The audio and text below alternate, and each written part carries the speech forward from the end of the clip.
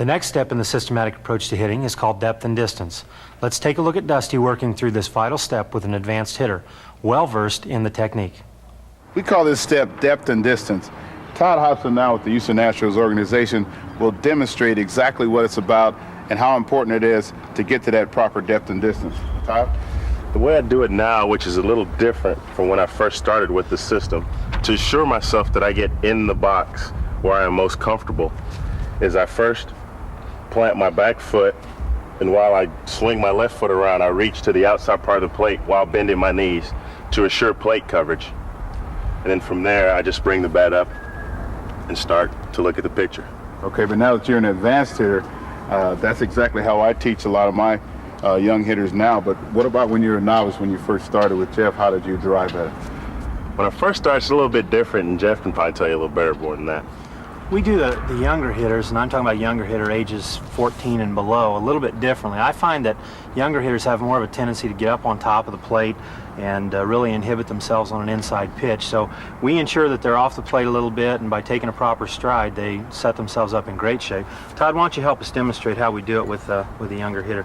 Notice he lays the bat down in the middle of the plate, and we know where the middle's at because it comes to a point in the back. And where the knob of the bat ends, that's where Todd's going to put his front toe. And that will allow him to get his distance away from the plate, depth in the box, and get him set up and ready to hit. Now that you've seen Todd, let's go to the cage and see a real novice hitter. Now, show me where you normally stand at the plate. Okay. All right. Tell you what we're going to do. We're going to set you up. We need to figure out where it is that you need to stand based on your body size and the length of the bat you use. It would make sense to you that you and I don't stand in the same spot, correct? I mean, you're going to be a little closer than me. Your bat's not near as big as mine would be. I'm a little longer. My arms are a little bit longer. So we need to determine what spot that would be. Let me show you how we do that.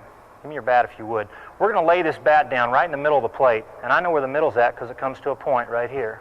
And we're going to lay it across the back corner. Now, that's going to set you up, just as soon as I show you how, in kind of a distinctive way. In other words, you know, so often when we play, and I'm sure you're probably familiar with this, at your Little League field, most of the hitters, particularly on the right-hand side, end up standing where the guy before him dug a hole.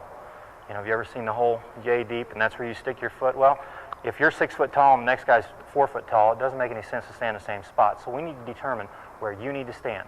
I'd like for you to take your front toe and put it right at the knob of the bat, okay? That's good.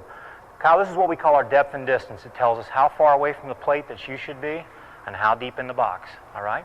A lot of times young kids really don't know where to stand. They have no idea. In fact, oftentimes end up right on top of the plate.